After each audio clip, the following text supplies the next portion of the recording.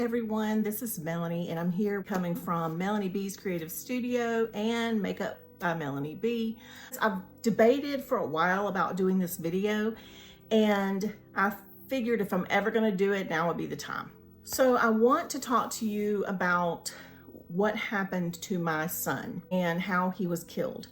And the reason I want to do that is because this video can be a PSA, okay, a public service announcement, because it is my goal to prevent accidents like this in the future. So we're going to go ahead and talk about it. It's a little awkward doing it on camera, and it's probably just awkward in general. So on August 6, 2013, it was kind of like a normal day in the life, and I was going to work out. So I did that, just normal day, right? And I came home and my oldest son, Logan, who was 23 at the time, was sitting in the den, and he worked a third shift job. So he had been awake for just a little while and he was playing Minecraft. And it was just his relaxation, his unwinding, and he didn't have to go to work that night. So he had said to me that he was going to go have a friend help him work on his Crown Victoria. He had just gotten this car, it hadn't been long, and he was trying to, fix up the tires and put on new rims. It had some mechanical things that just needed to be done, and he was trying to learn from a friend of his, but I didn't know which friend it was.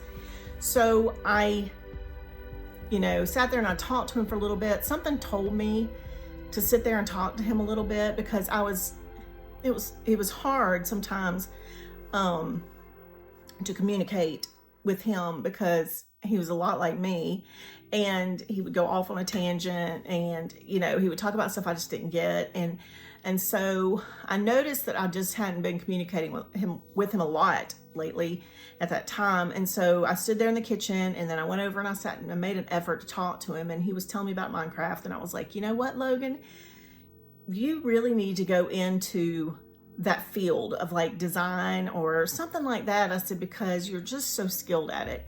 And I know you want to be a gunsmith, but you really just need to go into some kind of design, because it's just amazing what you've done with this game. And you've just got such an eye for it. And he was like, yeah, I've been giving it thought. And I said, well, you got time, you can figure it out. Famous last words, right? So he was going to be leaving, and I went into my room, which was just kind of my space, my personal space. And I heard him leave, and I never told him I loved him, and I never told him bye.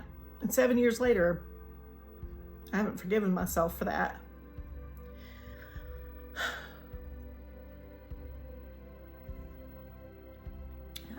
Okay, so I went on with my evening like usual.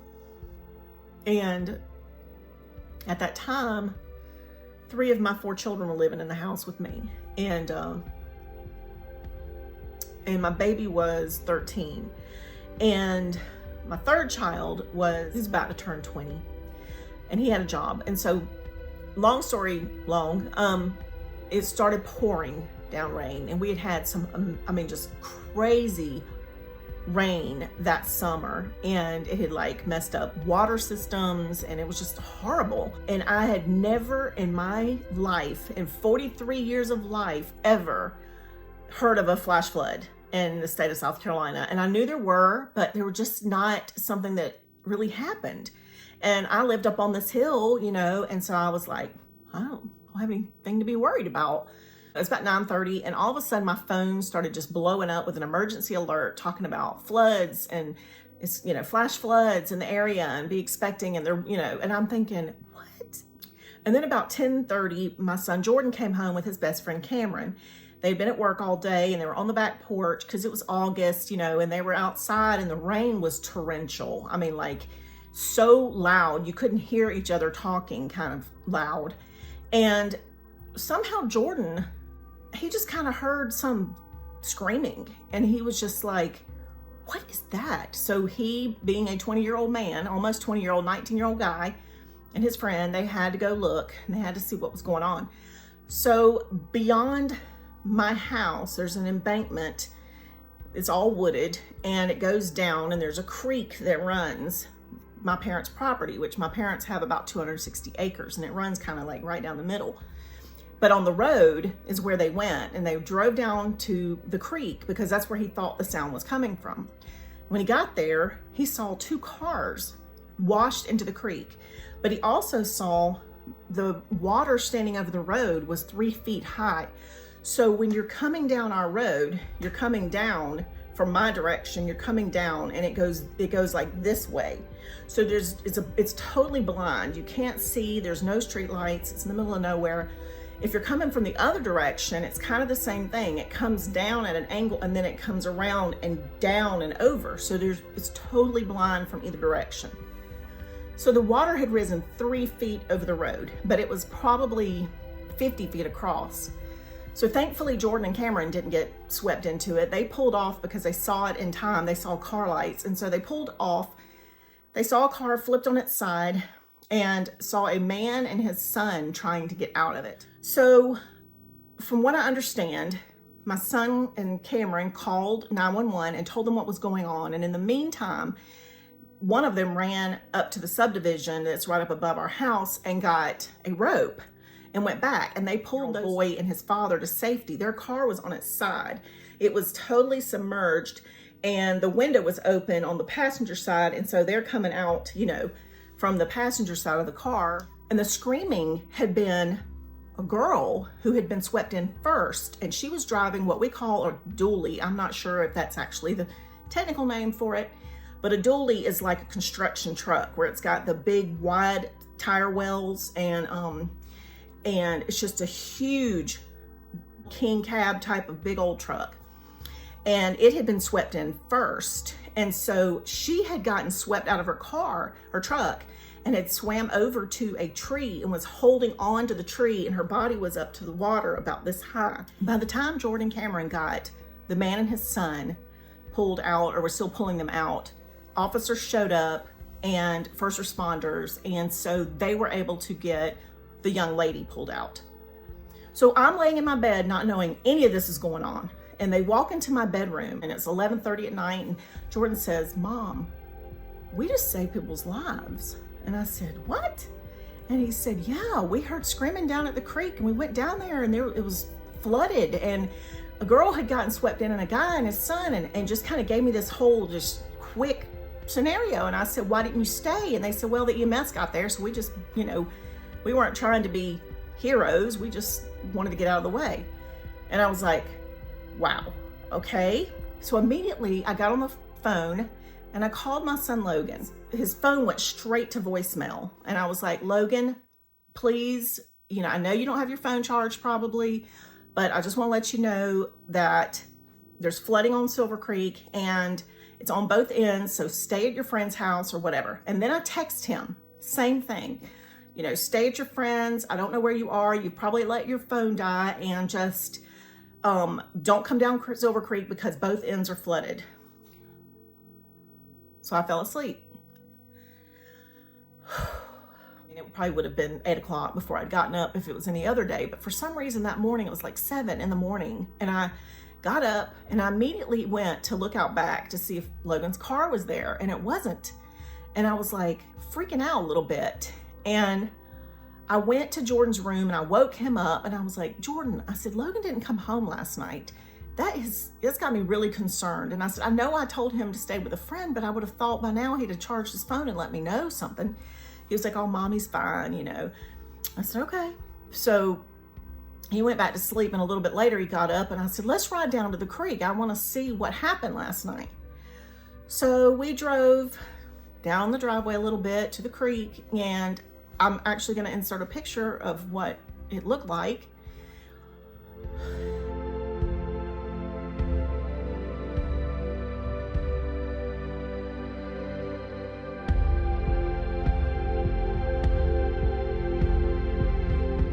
Cars were still in there. Those 2 cars, their lights were still on. I mean, it was just like wild. All that water had gone and subsided, and you would never have known there was a flood there if those cars hadn't been in the creek. I mean, it was crazy.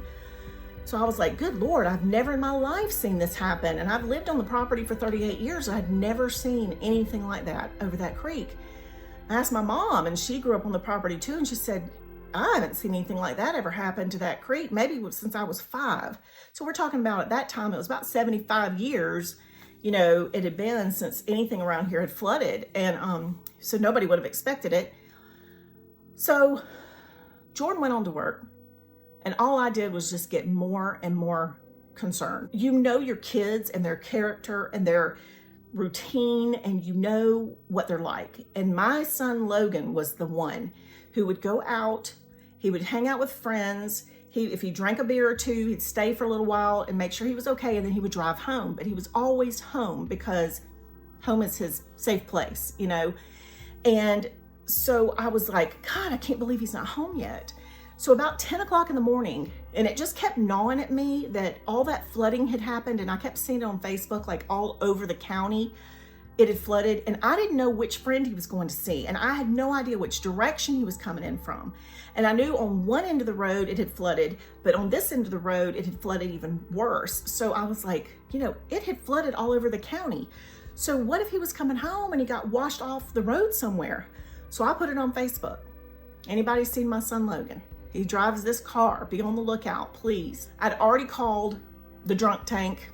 I'd already called the hospitals. I'd already called the police department, and I'd called everybody I knew. And I finally was like, I've got to file a report.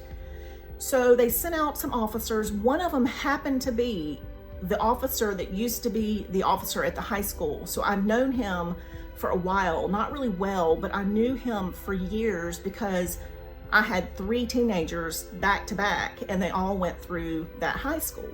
So I was glad it was him, and the other guy was one that had been down at the creek the night before pulling people to safety. So I told him, I said, look, if this was Jordan, I wouldn't have been calling you. I wouldn't be filing a report yet because he's probably with one of his friends. I said, but Logan is different. He would have come home. He has to work tonight, so he's got to get sleep. And it was 10:30 and he wasn't home yet. And I know he goes to bed at like 9 or 10 in the morning when he has to, you know, work that night. And I said, and with everything that happened at the creek last night all over the county, I just really, something is not right. And they said, okay, so we're going to take the report and we're going to go ahead and start trying to ping his cell phone. And I was like, okay, that's fine.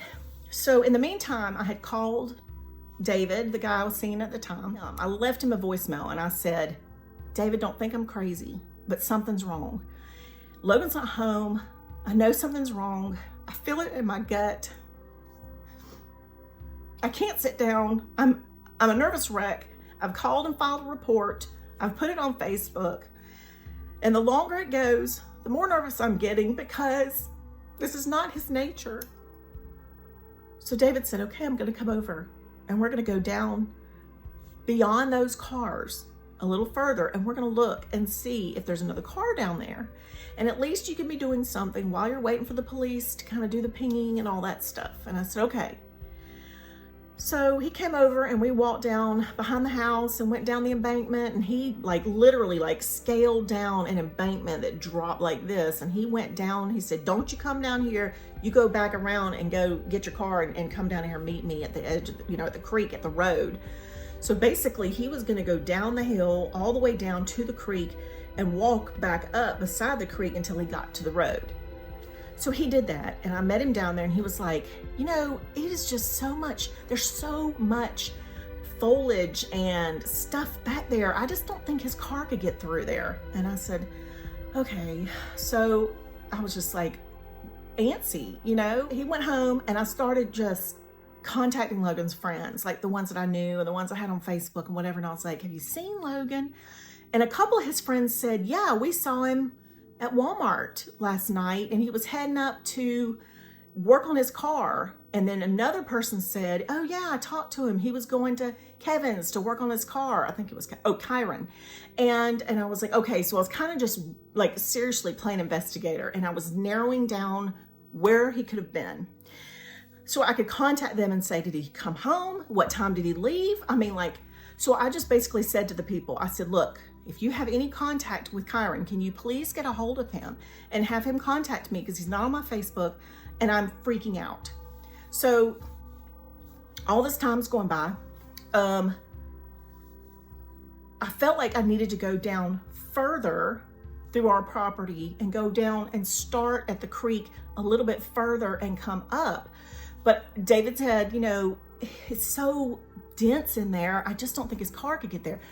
But a little bit later, David called me at the same time where I was about to call him, and I was gonna say, look, we need to go a little further, I think. He said to me, you know what? I've been thinking, if the water rose 3 feet over the road, then it was 10 feet over the creek. And he said, that's a whole different width of what his car could go through. So basically he was saying it's a lot wider at the top, so his car could have gotten through there. So let's go a little further. And I was like, thank you, because I wanted to go further. So my daughter Tegan was at home. She was just, you know, nothing's wrong. I mean, like, Jordan had gone on to work. Tegan was in here just messing around. My daughter Ashlyn was at work. I'm walking out the door when David shows up, and then Jordan's two friends, Kyle and Cameron, pull up. And they were like, we wanted to go look further down in the woods at the creek and see if we could find Logan or anything. My parents' house is a quarter of a mile down. About halfway down is a hill. To the left, there's an old road that my father cut years ago, like before I was born. And that was the trail we used to take to ride down there to the creek, to wade in the creek. And David kept saying to me, are you sure you want to go? Are you sure you want to go? We can go, and I will let you know what's going on. I said, David, I have to go. I said, I can't just sit around and do nothing. And I said, what if he's laying down there unconscious or something and he needs medical attention? We've got to go. I've got to be able to go. And he was like, okay, that's fine. I just thought I'd ask you. So we tracked down through there, quarter of a mile, maybe eighth of a mile. I don't even know. It seemed like forever. And we got down to the bottom where the creek's just a little opening over the creek. And David kind of takes off to the left. And Kyle and Cameron said to me, we're going to go across the creek and we're going to go up the right embankment. You guys go up the left embankment. And I was like, okay. So they were giving me their cell phones and their keys to hold, since I wasn't going to have to cross the water, but they were. And all of a sudden I hear David scream, don't come over here, there's a body. He said, don't come over here, there's a body. And I immediately started screaming. I just knew it was Logan.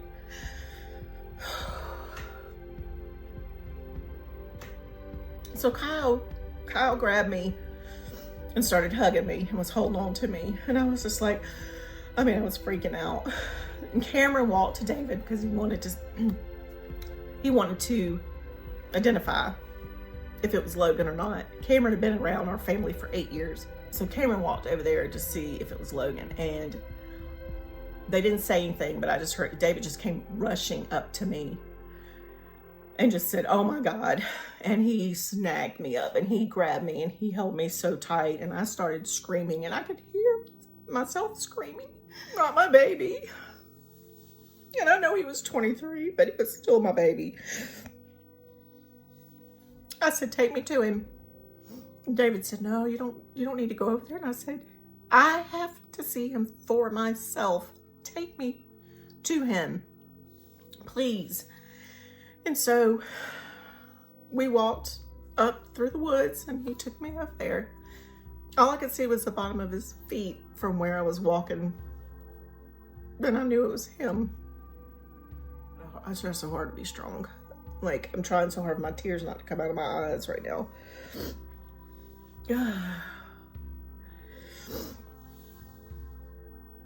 Okay, so I walked over there and I saw him, and he was face down, one log below him, one log above him, trapped. No clothes on. I didn't see anything because all of his clothes had been ripped off from the current. But the logs were covering him up. Like his booty was covering everything, which I still think about. God knew I was going to be the one, or one of the ones that would go find him. And so he kind of like covered him up so Mom wouldn't have to see that. I started screaming again. And I swear, I think something in my brain snapped at that very moment.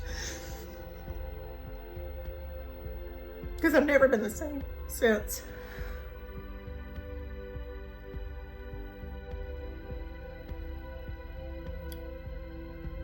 I used to be able to cope.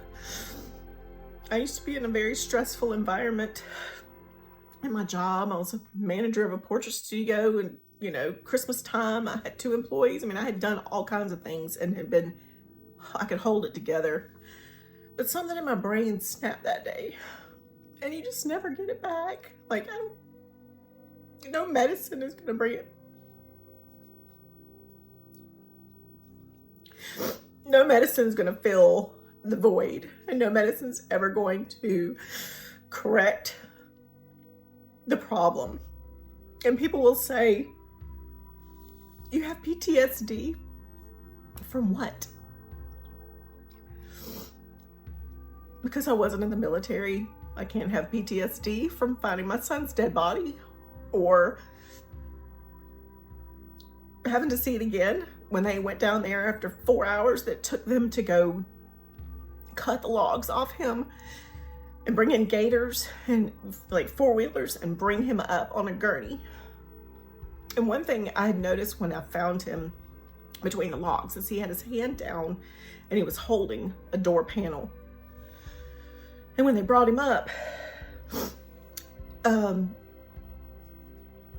his arm was up, but he looked like he was asleep. I mean, he just looked like he was really restful. Not that he'd been through trauma. And he had a gash on his head from here to there. So it was like 5 inches. So, what's the moral of this story? My son never would have driven through 3 feet of water on purpose. And I tell you, people are so insensitive sometimes, because when there's flooding, which now it seems like there's flooding all the time in everybody's state, I get so anxious and so uptight and depressed and concerned, and like I want to just personally be the one person that saves people's lives by telling the story and whatever, because that whole federal government motto, turn around, don't drown, is the dumbest bullshit slogan I've ever heard in my life. Because in this situation, nobody could have turned around and not drowned. You didn't know this was there. You would never intentionally drive through it. But I'll tell you, the most angry, or the angriest I think I've been in the years since Logan's death, was the guy or the girl or the whoever the idiot was that was driving the Jeep, I think it was, through the ocean when it flooded in the lower part of our state. And that was like all over Facebook and everything. And I'm like, you're the reason people die in floods, because they're the idiots that think I can drive through it and survive. What they don't think is I can drive through this and get caught, and then somebody's gonna have to come out here and endanger themselves to save me and put their life on the line when they've got a family at home to take care of, because I am an insensitive ass. So pardon me for saying that, but it really drives me nuts. But let me tell you what had happened. My son Logan apparently was on his way home from getting his car fixed. He came around the blind curve, and it was about 11 o'clock at night. He had no idea that the creek had risen. If he had an idea, if he even saw it, there's no way he could have stopped in time. It sucked his car in, spun it around, because the water was coming through like raging river rapids, and it spun his car around backwards and shot it down through there. The water started caving in through the windshield, and when it did that, apparently he unbuckled and it washed him into the back seat. And at some point, when he decided to try to either just hold on and go for the ride or something, the door popped open and he was holding it, or he was opening the door. But when he did, the current sucked him out of his car The door panel hit him across the forehead because he was 6'1", and he had a 5-inch gash that knocked him unconscious. So the car went a mile further and is still in my woods to this very day, 7 years later, because we can't get to it. That was just pride and joy. It's totaled, so I mean, it's not like it's gonna do about anybody any good. It's kind of a memorial at this point. But his body was sucked out of the car and he was trapped between 2 logs up on the bank of the creek because the water was so high. It was 10 feet higher than normal. So it had washed into the bottom, what we call the bottom. And that's where those logs were, and his body got trapped. So he was knocked unconscious and then he got trapped. People are like, couldn't he swim? And I'm like, yeah, he could swim. He's been swimming since he was an infant, but you can't swim if you're not cold. So he drowned, basically, because the coroner's report and the autopsy determined that he had water in his lungs and he had a 5-inch gash across his forehead. But he didn't die of being knocked out, blunt force trauma. He died of drowning.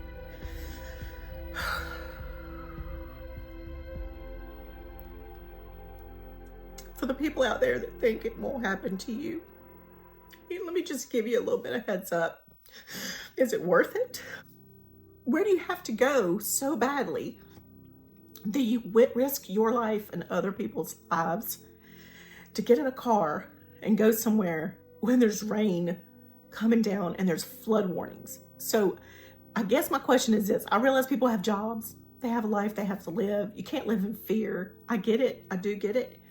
All I want people to get from this story is that be aware, be alert.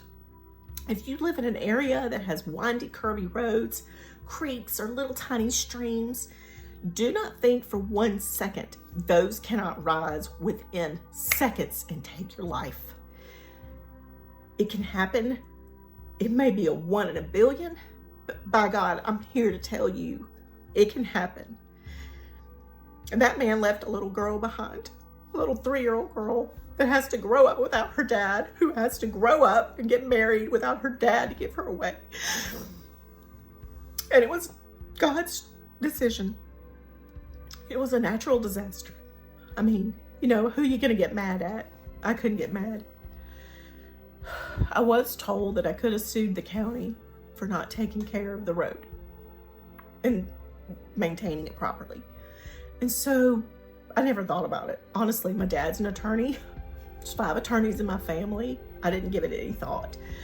I mean, why profit off your son's death? Like, to me, that is just cold and it's just stupid and wrong. Now, in some cases I can see that, but instead, what I did is I contacted the county administrator, and together we put a 10-foot arch culvert underneath, lifted the road up 3 extra feet, put guardrails up, and now that is a memorial site called Logan's Crossing. I got to name it. I got to design the plaque. I got to design the street signs.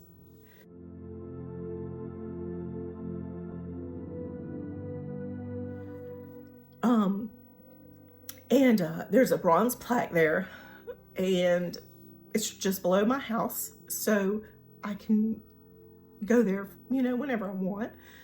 But he's not there. He's here. His body is not there. He was cremated, so his body's not anywhere. But after everything was said and done, the girl that was in the dually came to my house about a week after he died, and she was carrying a tray of homemade lasagna with some garlic bread. She was afraid to come up to the door because she thought I'd be mad at her because she lived. And I told her, I said, it wasn't your time. What you did is you sacrificed, because I would have never known that creek flooded ever had her car and that other guy's car not gone in there, and my son hadn't heard them from how far away in torrential rain over the creek that sounded like a river. and up a hill, an embankment that's a quarter of a mile down the road with foliage. Like, how did that even happen? I know how it happened. It was God. I mean, people don't want to believe. I totally believe now more than ever. But she felt so guilty because she lived and my son didn't live, and she was afraid to come approach me with her lasagna because of that. And we started to talk, and what I realized was there used to be an uprooted tree in the creek that had been pulled up in a tornado, which is the only tornado in my lifetime, thank God, that has ever come near this area. And the tree was kind of sitting and, you know, like tilted. It had been uprooted and it was just sitting there. But apparently all that water that came through, Logan's car went under it and was hitting it and going around it, and it fell. And that girl who was driving that dually's car went no further because my son went first and knocked that tree down to where it blocked her dually and the other guy's car from going any further. And I know people will think I'm crazy, but you cannot call that, you can't call that anything but divine intervention. It wasn't their time. Unfortunately, it was Logan's time. But the lesson that I learned from all of that was you have control over nothing in your life. The only thing you have control of is how you react to somebody or something, whether you're kind or not. But when it comes to the big scope of things, you might as well just throw your hands up. I don't want to say like give up and let things happen as they are or whatever. What I'm saying is I've started to where I just really don't worry anymore. Maybe financially I do worry because PTSD has kicked my ass. And now when I get a job I love, I start getting super stressed. I start having my hemiplegic migraines again, which I started having about 2 months after this all happened. They thought I was having a stroke. And I've had them ever since, and now I can't control them anymore. But I've got PTSD, I have hemiplegic migraines. I now have some kind of arthritis that has kicked in from stress. The reason I came to you today with this story is the week of August 6th and August 7th, and the anniversary days. The 6th is the day he officially died at 11 o'clock that night, and the 7th, about 6:15 p.m. is when I found his body.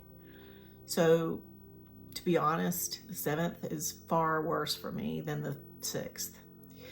But I didn't bring you this story for you to feel sorry for me or, you know, to get your pity or anything like that. I'm not trying to get sympathy or, you know, attention from it.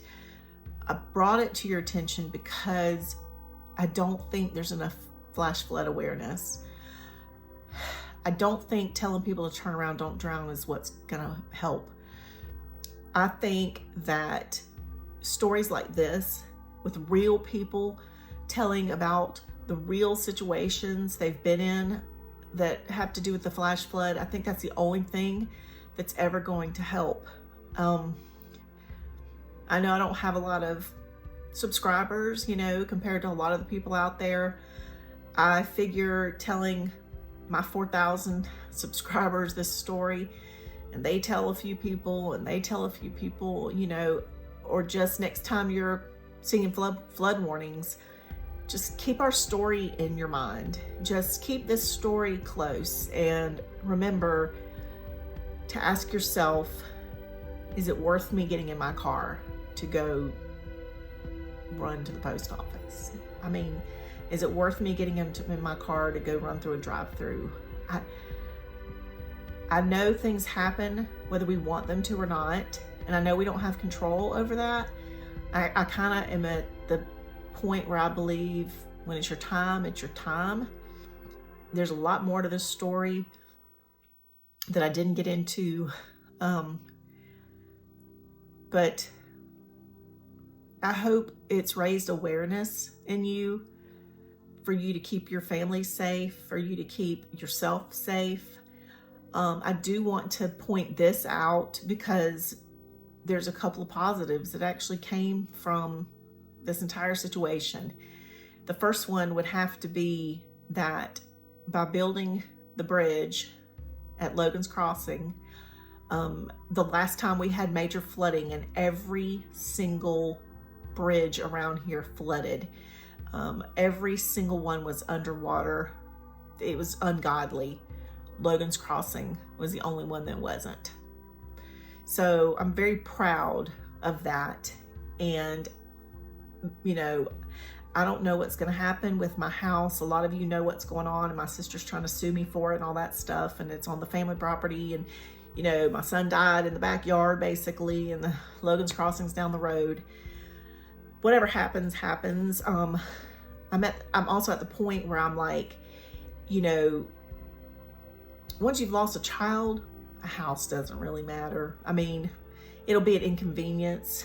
It'll be a heartbreak because he was raised here and died here, and you know, that kind of thing. But I'm like, you can take my house, but I know what it's like to lose a child. There's nothing that compares to that except for losing another child or a grandchild. I don't even want to think about it.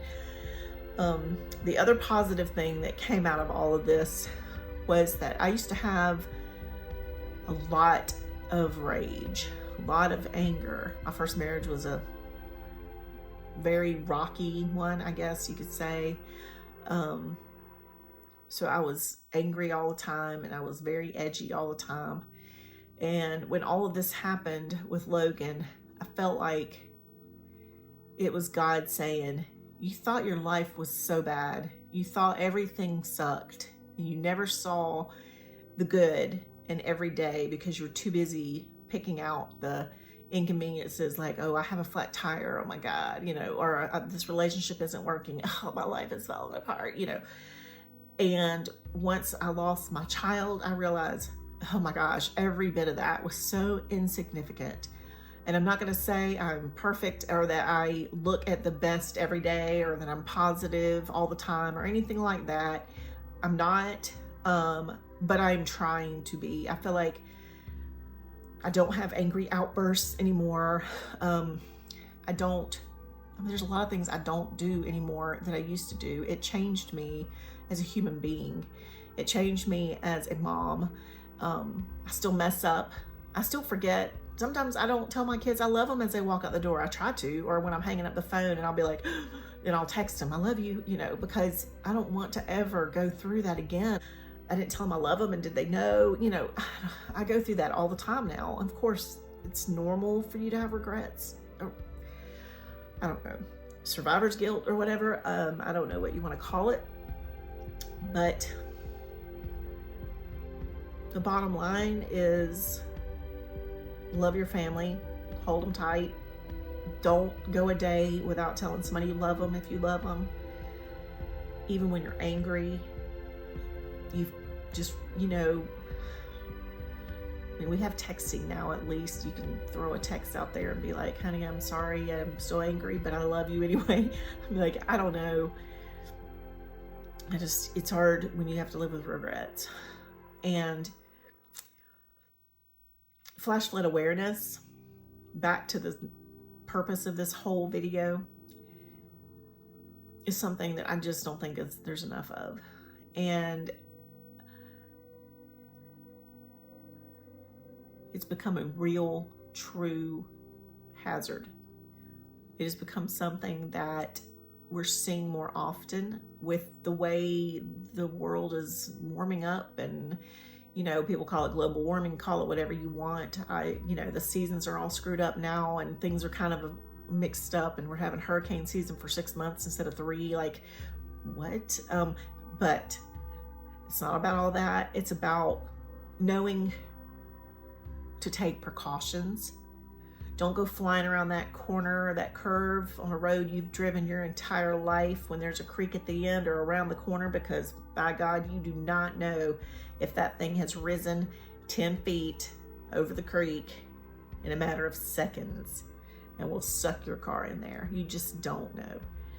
So when people say, oh, that will never happen, I'm like, really? What are the statistics? What are the odds of someone dying in a flash flood? Don't tell me nothing can happen. Don't tell me that will never happen, because let me tell you something. The statistics of somebody dying in a flash flood by drowning, like my son did, being sucked out of his car and drowned. I mean, like, what were the odds? 1 in a bazillion? So don't throw statistics and numbers at me, because it's not going to do me any good. So I hope that this video, although it might have made you sad, that was not my intention. It wasn't my purpose. It was to make you sad or to make you feel like I need, you know, I don't know. I don't want to say pity. I love compassion. I really do. I love compassionate people who let me know that they care about what happened. But I didn't do this video for that reason. I totally just wanted to bring awareness and tell the story that I don't think a whole lot of people have ever gone through, and just to bring it to your attention that it's a possibility. So take care, everyone. I promise I'll be back with something a lot more joyful on my next video. And today is actually August the 4th. So I'm going to be uploading this, and it will possibly launch either the 6th or 7th, which was, you know, the anniversary dates. But I kind of feel like that's the way it's meant to be. All right, everyone. Thank you as always for watching and sticking with me through this whole long story. And I love all of my members, all of my viewers. You guys are so amazing, and you're so supportive, and you've all been there for me through this whole moving process and all that. And I know you'll be here for me now. I love you guys.